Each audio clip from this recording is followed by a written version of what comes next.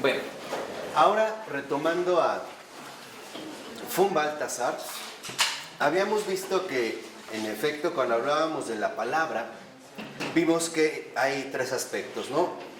Palabra, la escritura acerca de Dios, palabra acerca sobre el mundo y la palabra de Dios al hombre. Ya habíamos hablado de la palabra acerca de Dios. Ahora nos vamos a quedar en la palabra de Dios acerca del mundo.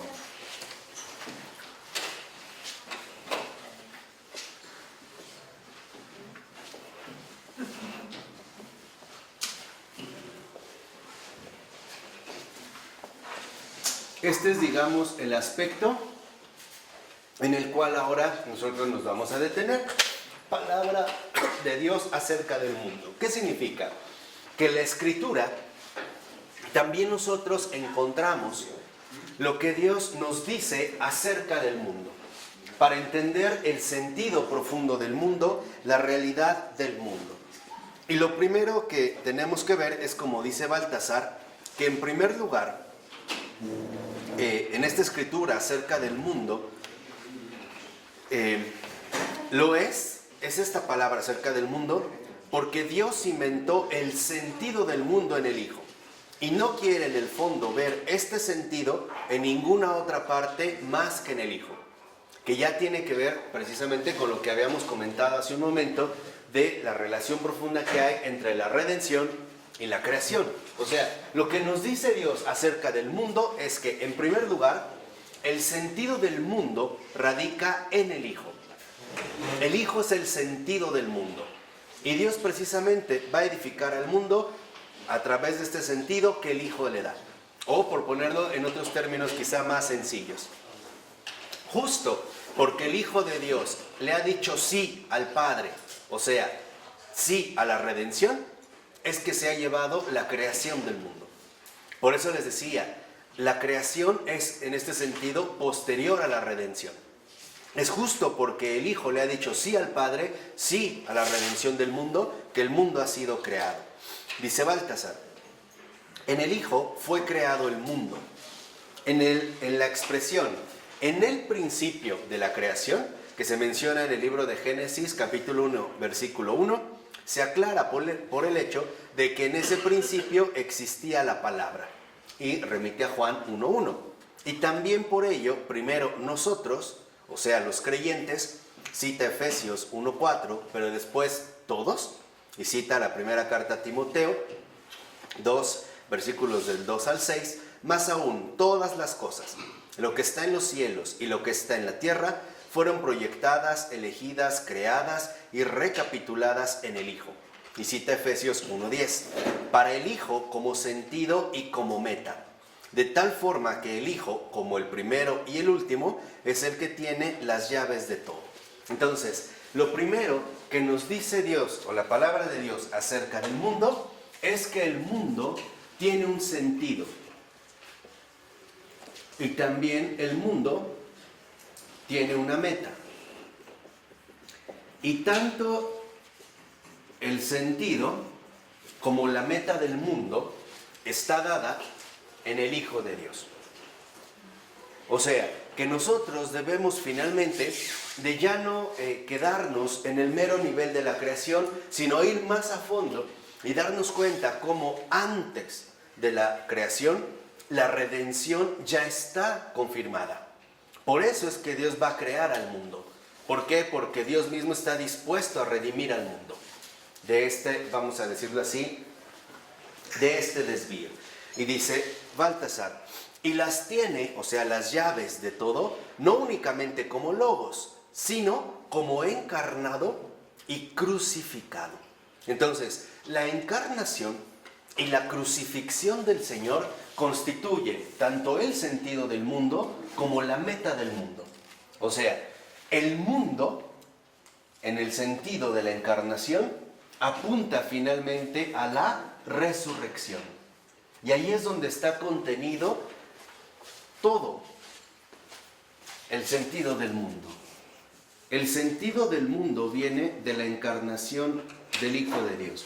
Y su meta de la resurrección del Hijo de Dios. Pero esta resurrección, en efecto, es posterior a la crucifixión. O sea, podemos decir, ¿cuándo alcanza su meta el mundo? Cuando el Hijo es crucificado. Ahí es donde podemos ver un punto central. Podríamos decir, ¿para qué fue creado el mundo? Para la encarnación del Hijo de Dios. Para eso fue creado el mundo. El sentido del mundo se ha revelado con la encarnación del Hijo. Porque justo la encarnación del Hijo y la resurrección del Hijo se ha llevado a cabo a través justamente de la redención. Entonces, el sentido y la meta del mundo es la redención, o sea, el Redentor, o también, como se le suele llamar, el Mesías. Aquí es donde podemos ver un aspecto fundamental. A diferencia de los judíos, para nosotros la redención, el sentido del mundo, la ha realizado el propio Hijo de Dios. ¿Cómo? A través de la cruz. La cruz que implicó la encarnación. Y la cruz que también condujo en último término a la resurrección. Yo nada más quiero hacer este breve esquema comparativo para que vean la profunda diferencia que hay con una postura judía ortodoxa. Para los judíos, por ejemplo, hay tres elementos fundamentales, que es Dios, el mundo y el hombre. Para el judaísmo ortodoxo hay una relación fundamental entre los tres. Esto es judaísmo, ¿sí? Aquí estamos hablando realmente del sentido profundamente cristológico del sentido del mundo. Vean cómo se rescata el sentido del mundo en el judaísmo. Para el judaísmo hay tres elementos fundamentales: Dios, mundo y hombre. Ahora, entre los tres hay una relación. Por ejemplo, hay una relación entre Dios y el mundo. A esta relación, en cuanto tal, le llaman creación. Dios ha hecho en este sentido la creación del mundo. Esa es la relación de Dios con el mundo. ¿Vamos bien? Y la relación de Dios con el hombre es la relación de la revelación.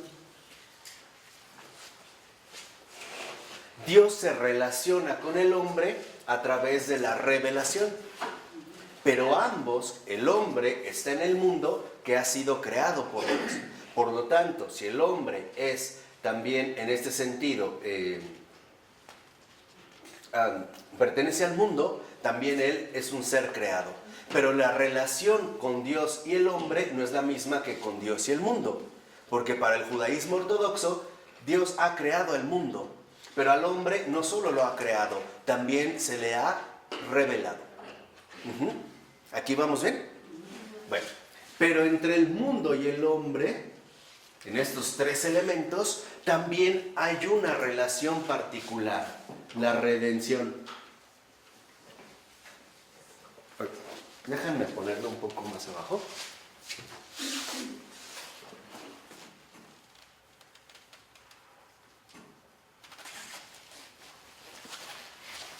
Para que vean un poco a qué me estoy refiriendo.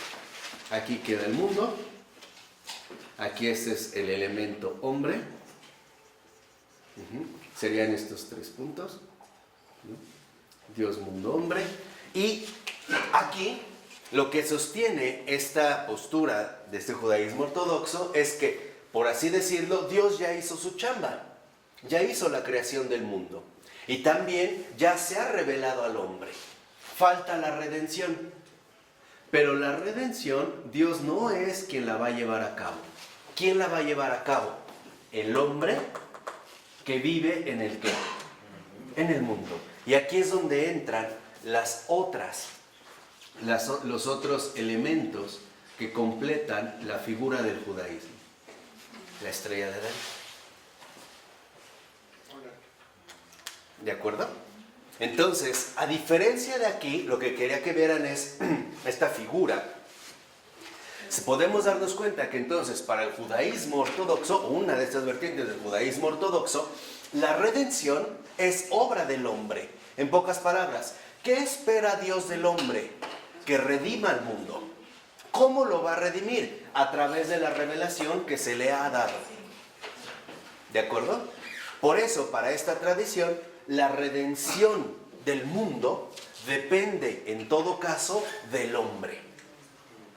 De la postura que el hombre asuma en el mundo. Cuando los judíos rabínicos veían a Jesús, la noción de Mesías era la noción de un hombre que, basándose en la revelación, iba a ser capaz de llevar a cabo la redención en el mundo. ¿Cómo? Cambiando al mundo. El cambio del mundo. En cambio, para el catolicismo, la palabra de Dios, lo que nos dice la palabra de Dios acerca del mundo es algo distinto. Arriba, en efecto, en algo coincidimos, y es que arriba está Dios.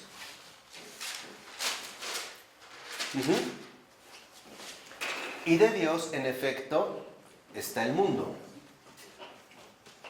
Y del mundo está el hombre.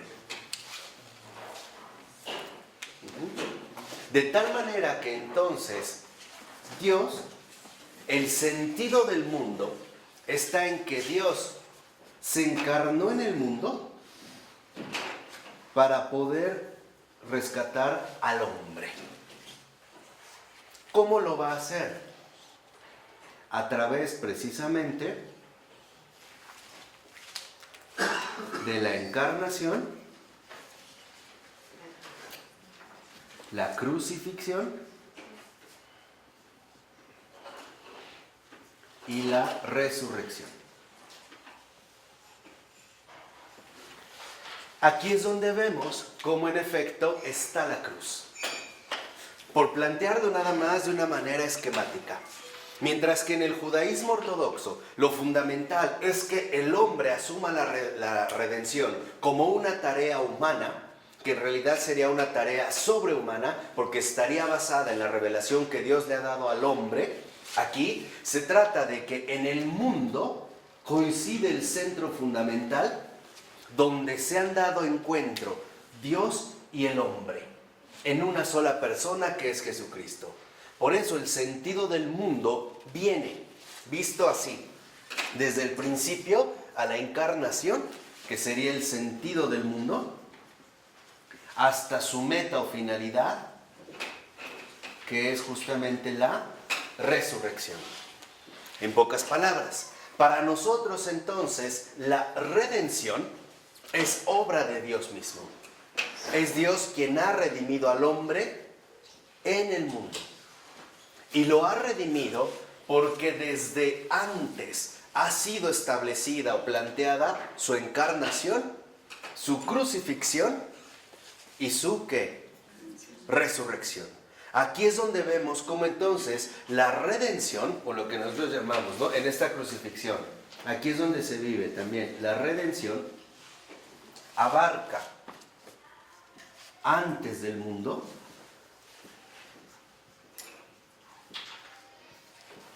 la encarnación, el sentido del mundo viene antes del mundo, o sea, esta redención que ya ha sido establecida, y la resurrección que apunta a esta finalidad más allá de este mundo, o sea, la vida eterna.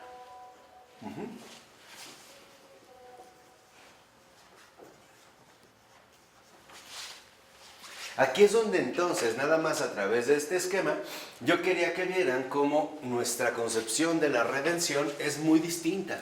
Los judíos esperan que el hombre lleve a cabo la redención. Había en su momento quienes consideraban que iba a ser un Mesías. Hoy en día hay interpretaciones judías donde consideran que no, que en realidad el hombre que lleva a cabo la redención no es un hombre, sino un grupo humano, o sea, ellos. De tal manera que en el mundo se dibuje la estrella de la redención. Si ustedes leen un libro de Franz Rosenzweig, este filósofo del siglo XX, su libro se llama La estrella de la redención. Lo que va a explicar es esto. En cambio, para nosotros está claro que el hombre En este sentido, no tiene ningún papel central en la redención, porque la redención viene de la palabra del Hijo, desde antes del mundo, y se extiende en su brazo hasta la vida eterna. Por eso, visto desde la cruz, lo que Jesús nos está diciendo es: yo estoy en el centro del mundo, en la plenitud de los tiempos, y vengo desde antes de la creación del mundo para conducirlo a través de mi propio cuerpo alargado hasta la vida eterna, el final de este mundo. Y nosotros vemos cómo esto involucra incluso un jaloneo extraordinario, la dislocación del hombro. O sea, lo que ya no corresponde a las medidas propias de este mundo. Ahora, el hombre, cada persona en particular, ¿qué papel juega en la redención de Cristo? Su adhesión.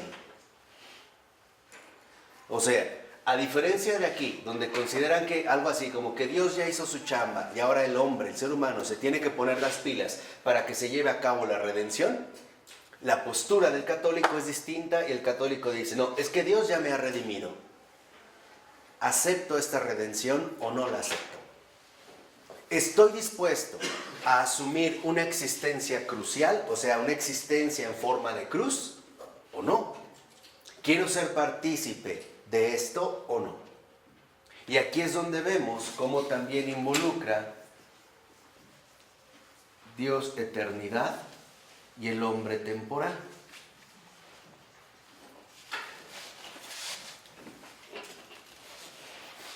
De tal manera que entonces en Cristo, Dios desde su eternidad y el hombre en su temporalidad coinciden en un mismo centro. Por eso el sentido del mundo es Cristo, desde antes y hasta el final. Él es el que tiene las llaves del mundo. Por eso el corazón del mundo es Cristo, porque Él está al inicio, al final y en el qué, y en el centro. Por eso nada del mundo está fuera del alcance de Cristo.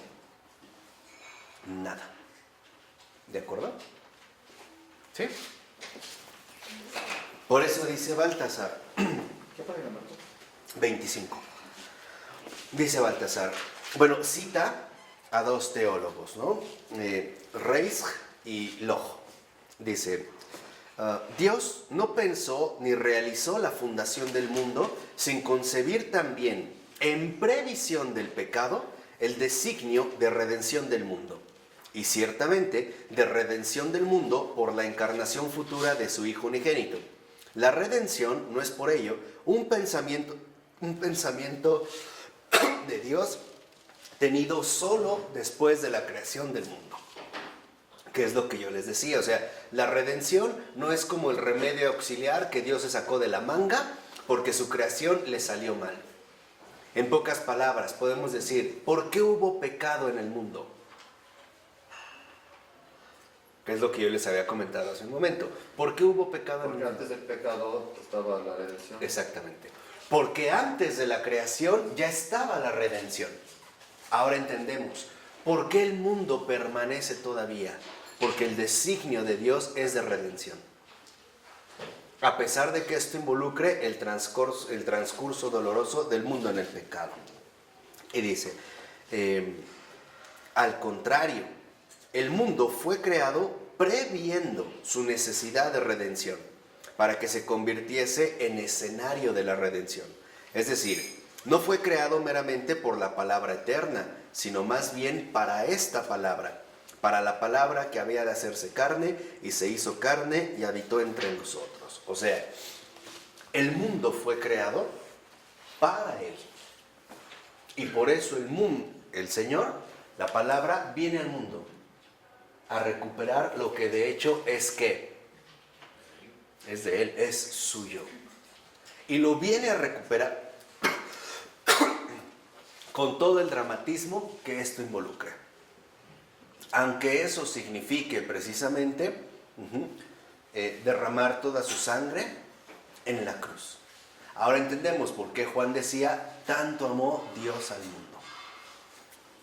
¿Qué quiere decir? Que antes de la creación ya está planteada la redención del mundo, en previsión del pecado y todas sus consecuencias catastróficas. Por eso, ¿quién es el que verdaderamente soporta el pecado del mundo? Dios mismo, que es el amor. ¿Qué quiere decir? Que entonces, antes de la creación del mundo, ya está garantizado el amor de Dios, que lo va a sostener, no solo lo va a crear, también lo va a recrear. Porque este es algo que solo el amor que es Dios, puede soportar. ¿De acuerdo? De tal forma entonces que ahora vemos cómo el Hijo, como palabra hecha carne, es la ley suprema del mundo. O sea, no es que Él viene como algo ajeno al mundo. Viene a cumplir el sentido profundo de la creación del mundo. El mundo fue creado porque el Hijo aceptó redimirlo. Costara lo que costara. Así eso implicara la separación con respecto al Padre, o este distanciamiento con respecto al Padre, e incluso la posibilidad de no resucitar. Entonces aquí es donde vemos, el sentido del mundo viene del sí de Cristo, ¿no? Este antes del mundo es un sí.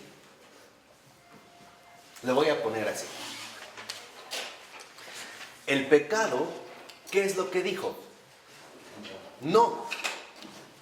Con la resurrección, este sí, fíjense, que era una afirmación, en la resurrección ahora es un sí. Victoria. Lo que Dios afirmó, Dios lo cumplió. Aquí hay una afirmación. Aquí hay una confirmación.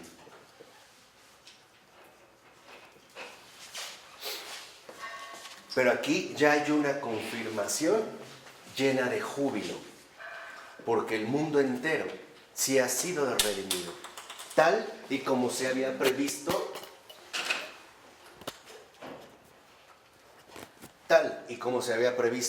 desde antes de la creación del mundo. Por eso, cuando la redención se lleva a cabo, cuando se cumple en la finalidad de la resurrección, el mundo entero estalla en un júbilo indescriptible, porque en efecto hemos sido salvados, todos. Por eso es que les decía, la verdadera contemplación de fe nos lleva a no quedarnos estancados en la temporalidad provisional del mundo y en los acontecimientos del mundo, sino en profundizar cada vez más en la redención primigenia. Este es verdaderamente cristología. Esta es cristología. O sea, entender cómo Él es alfa y qué, y omega. Y aquí es donde vemos algo extraordinario. Desde la eternidad, el Padre, el Hijo y el Espíritu Santo precisamente han invertido el siguiente orden. No es primero la creación. ¿Qué es primero? El amor. O sea, La redención. entonces, desde la eternidad, aquí cambió el papel. Redención. Después, creación. Y luego, Salvación. revelación.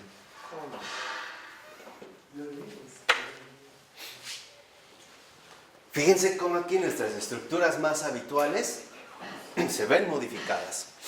Porque lo inicial es la redención, el sí de Dios a la salvación del mundo, antes de ser creado. Quien vio algo similar, algo así, fue San Ignacio de Loyola. Él tuvo una contemplación de la Trinidad, a las medidas humanas, donde veía que estaba la Trinidad como deliberando, ¿no? Si se llevaba a cabo o no la creación del mundo. Pero antes de la creación, literalmente lo que se plantean es, primero, la redención. Y el Hijo dice, sí. Entonces el Padre dice, hagámoslo.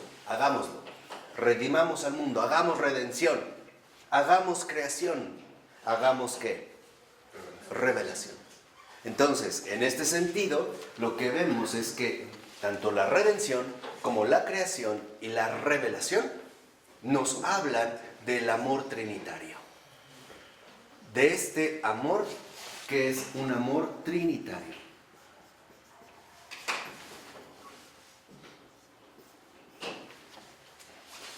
Así que la redención no es una opción emergente para Dios. ¿Por qué la redención judía no es posible? La redención judía en cuanto tal no es posible porque el hombre que forma parte del mundo no puede romper con las estructuras profundas de este mundo sin la presencia viva de Dios. O sea, si solo se queda con la revelación, la ley no basta. Porque no solo hay que recibir la ley, hay que recibir al espíritu que mueve esta ley. Por eso es que no puede. O sea, ese es, vamos a decirlo así, como su propósito, pero les resultaría prácticamente imposible que la redención del mundo se llevará con la conversión del pueblo de Israel. Nuevamente, suponiendo que entonces el mundo se salvará por los judíos. Pero los judíos no son salvadores de nadie. Cristo es el único salvador del mundo entero. O sea, no se salvan ni a ellos mismos. Digo, dentro de esta misma línea de opción que se ha manejado.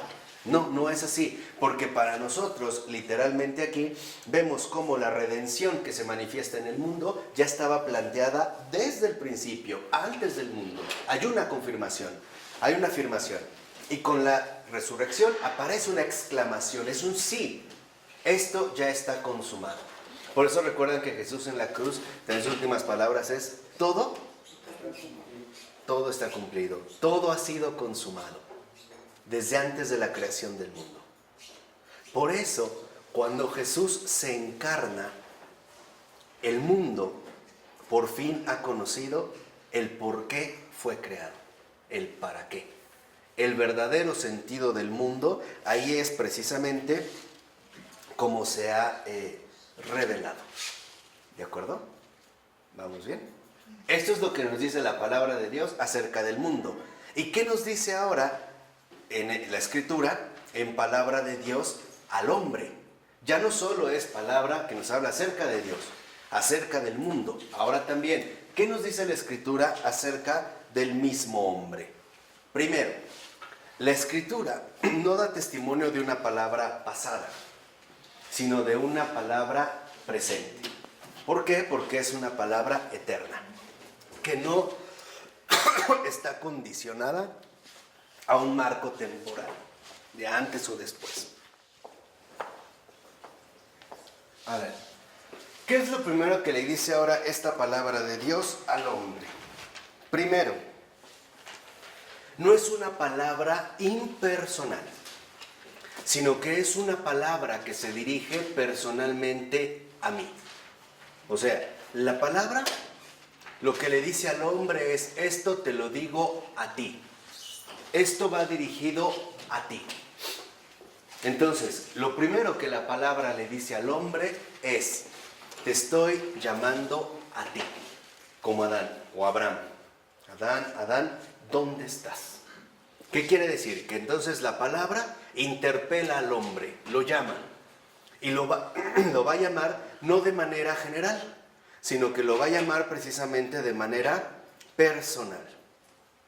De tal forma que entonces lo que podemos ver en este sentido, lo mismo que con la Eucaristía, que no es un recuerdo pasado, sino eternización y presencialización del cuerpo y del sacrificio irrepetibles del Señor, actuales en cada momento, la Escritura no es un mero relato, sino que es una interpelación, en este momento, aquí y ahora. O sea, la Escritura nos convoca a responder. La Escritura es una llamada. En este sentido es una llamada personal. Pero vamos a entender esto, ¿qué significa?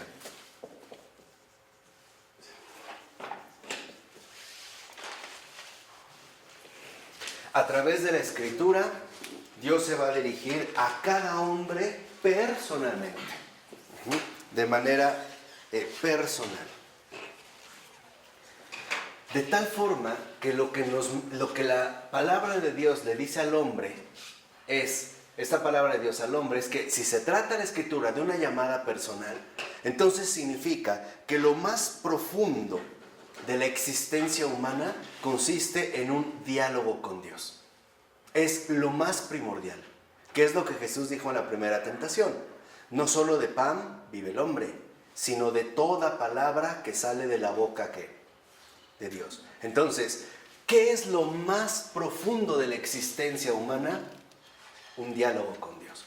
Y ese es el segundo aspecto que la Escritura le refiere al hombre.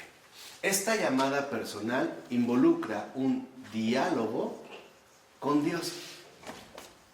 Y aquí es donde vemos la falla de los protestantes. Para el protestante, la Escritura es llamada personal porque cada uno tiene la facultad de interpretar siguiendo sus propios criterios o sus propias posibilidades. El verdadero católico considera que este diálogo con Dios depende de dos factores y que son los factores centrales de todo diálogo. Primero, escuchar. Segundo, responder.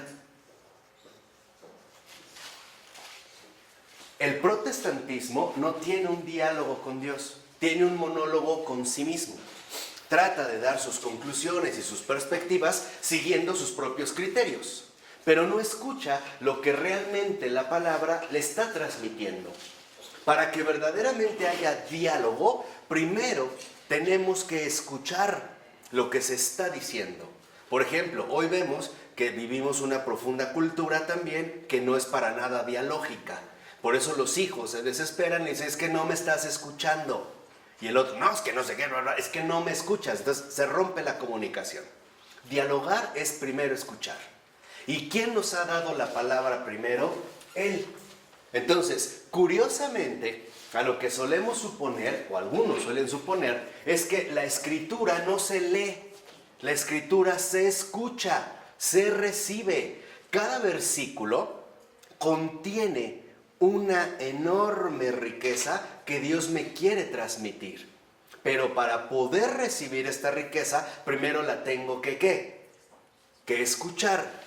Si no escucho, si no recibo, realmente no escucho la palabra, no voy a estar en diálogo. Y sin escuchar, quiero responder, solamente voy a decir tontería y media, siguiendo mis propios criterios. O sea, no, es que, claro, esto significa esto y a mí me sugiere esto y yo creo que esto. Entonces empezamos a hacer un montón de relaciones que no nos enriquecen porque no se está tratando de una llamada ya verdaderamente personal. Entonces, en el fondo, ¿qué es un diálogo con Dios? ¿Y qué significa esto? Que la palabra de Dios que dirige al hombre la Escritura es más importante, infinitamente más importante que la palabra del hombre. ¿Qué significa?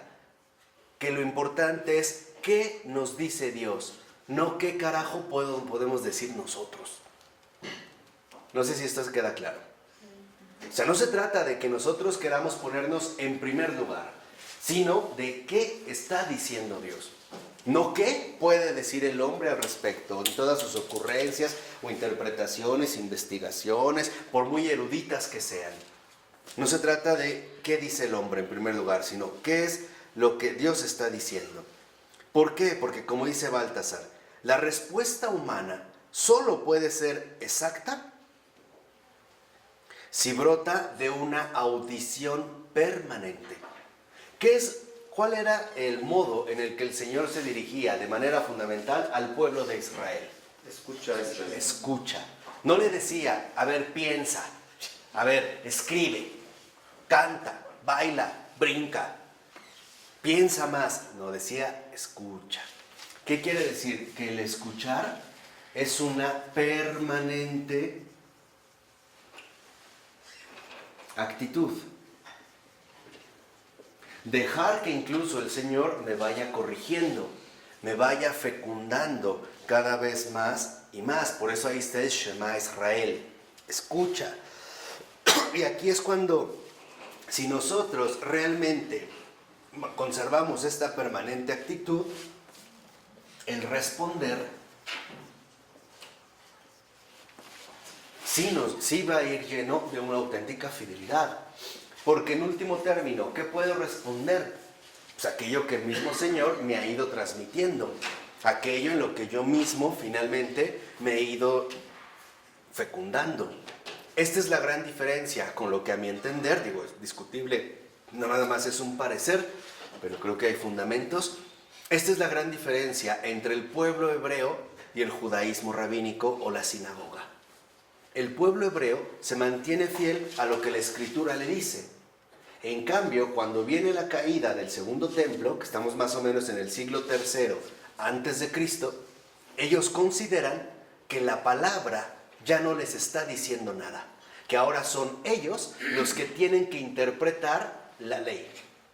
Esta interpretación se va a dar ahora ya no recurriendo directamente a la primacía de Dios, sino al intermediario, al maestro, al rabino.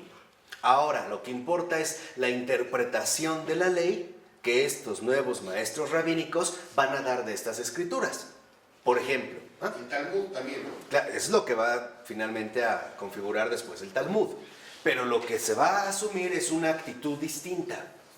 Por ejemplo, para el pueblo hebreo, el auténtico pueblo hebreo del cual forma parte María, la salvación va a llegar de un Mesías. ¿Estamos de acuerdo?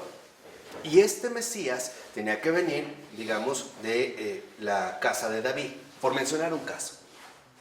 De tal manera que ellos van a considerar que el Mesías llega en este pueblo porque Dios ha permanecido fiel a su pueblo, a pesar de que el pueblo lo haya traicionado.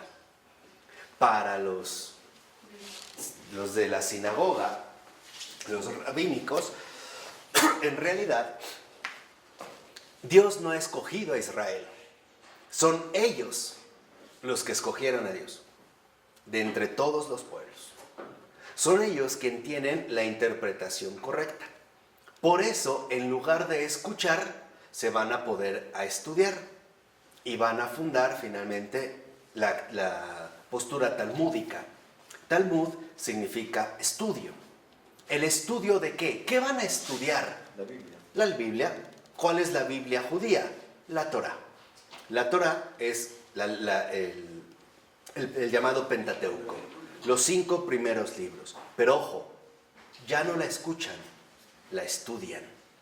Y al estudiarla, literalmente ahora, la van a desfigurar con muchísimas interpretaciones que pueden ser dadas según la propia capacidad intelectual humana.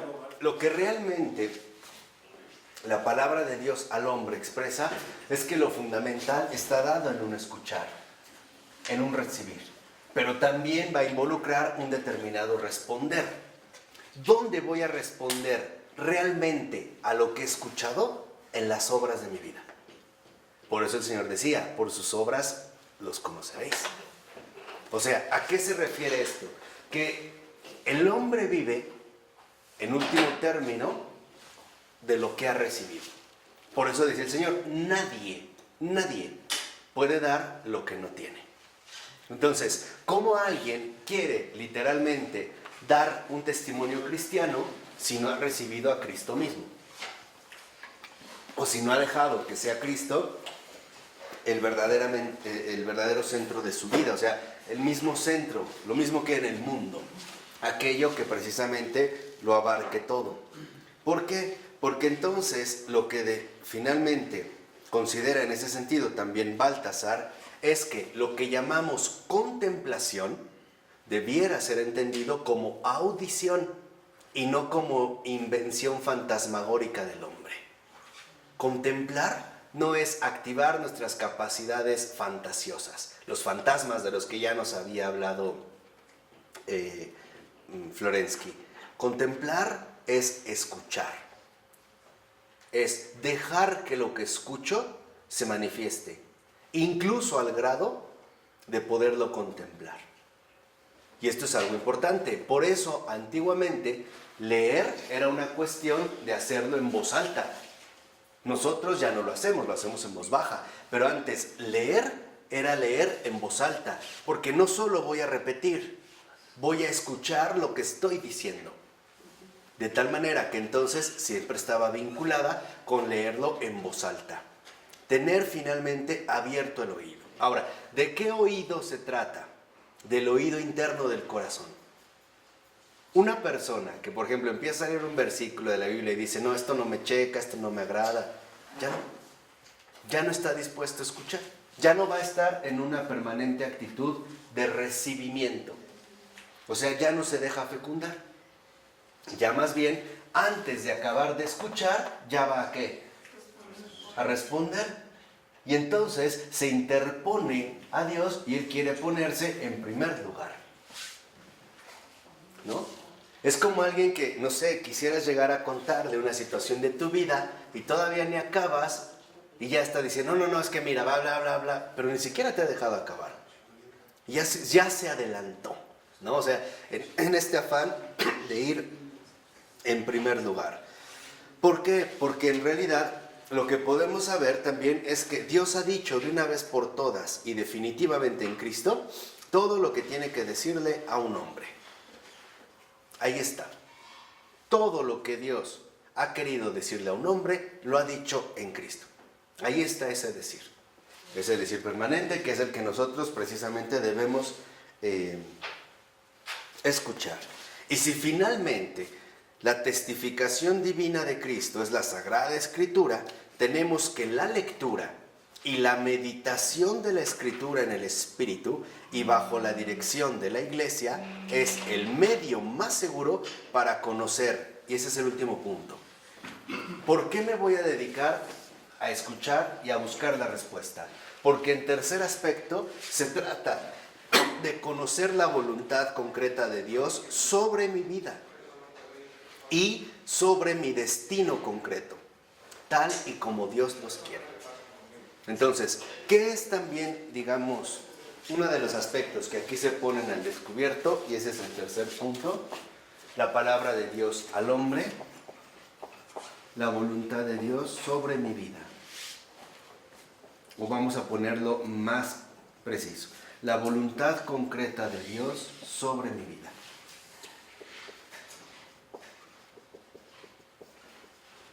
Y algo fundamental, tal y como Él lo quiere.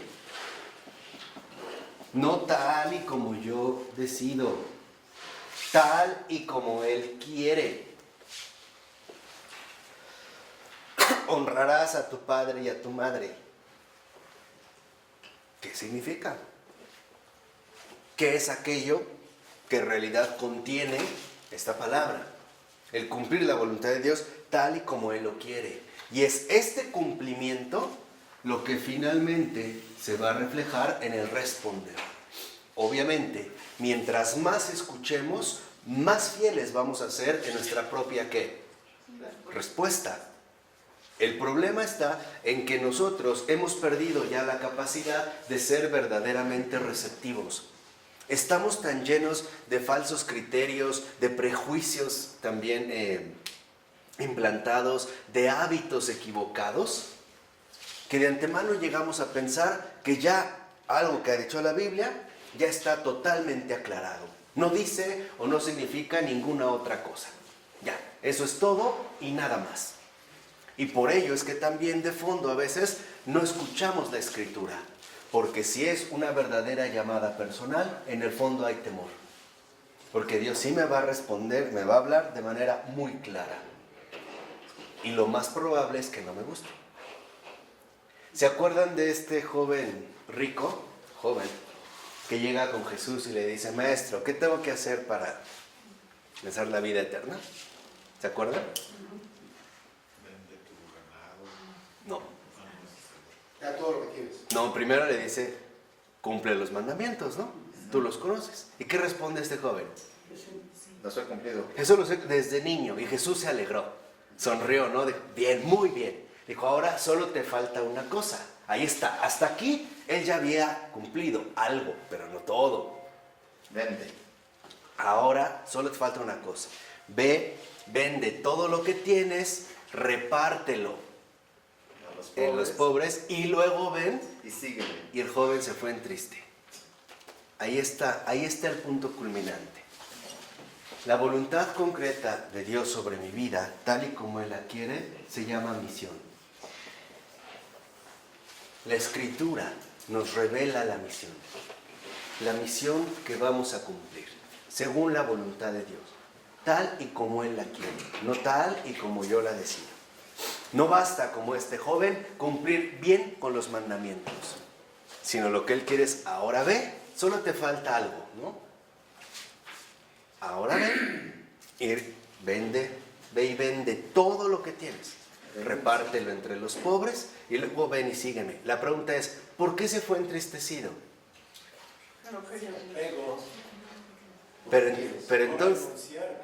Pero entonces no había cumplido bien los mandamientos.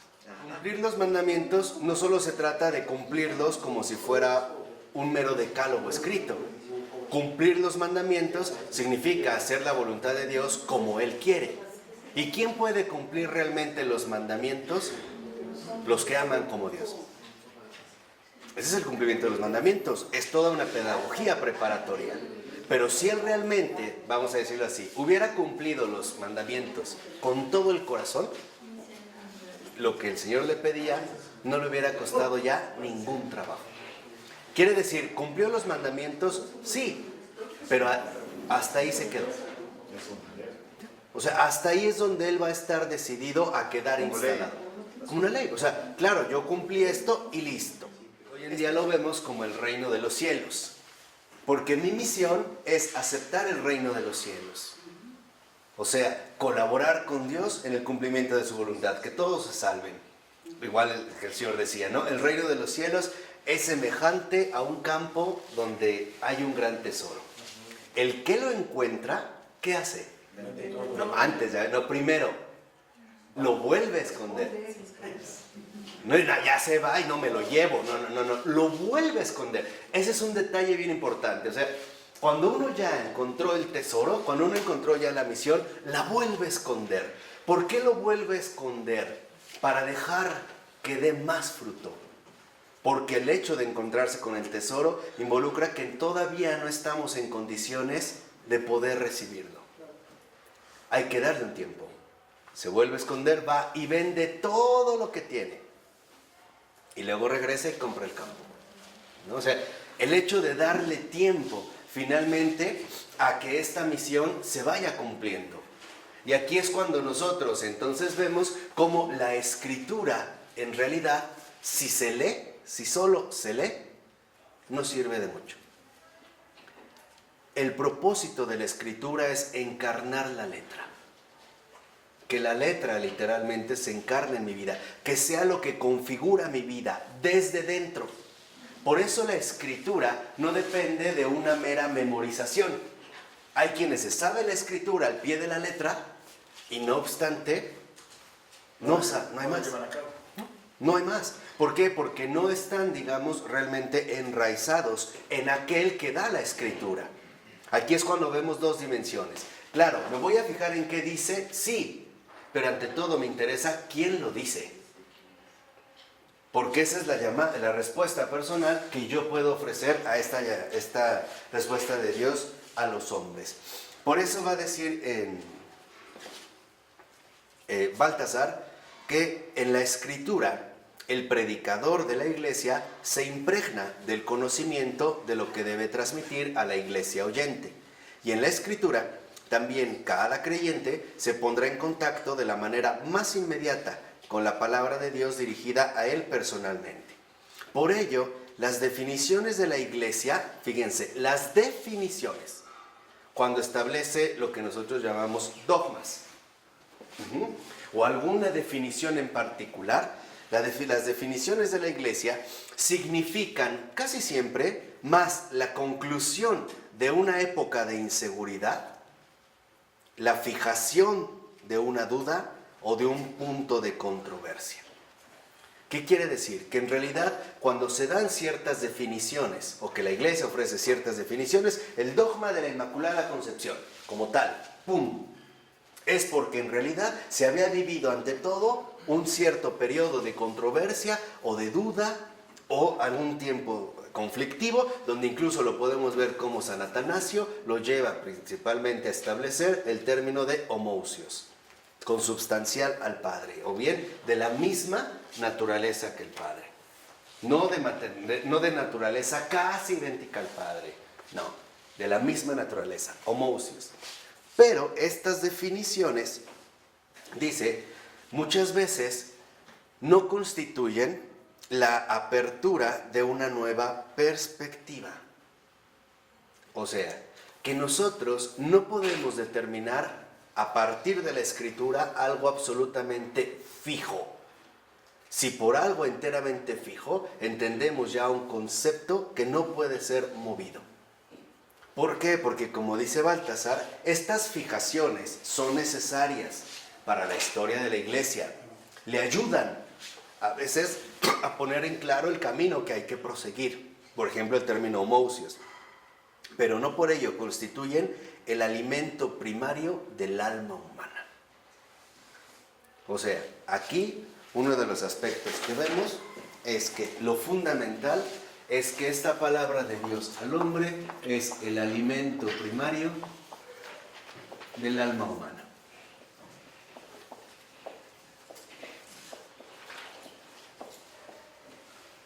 Y ya para terminar, y lo dejo a manera de reflexión, nadie se alimenta viendo mucho la comida. ¿Viendo qué? Mucho la comida. Nadie.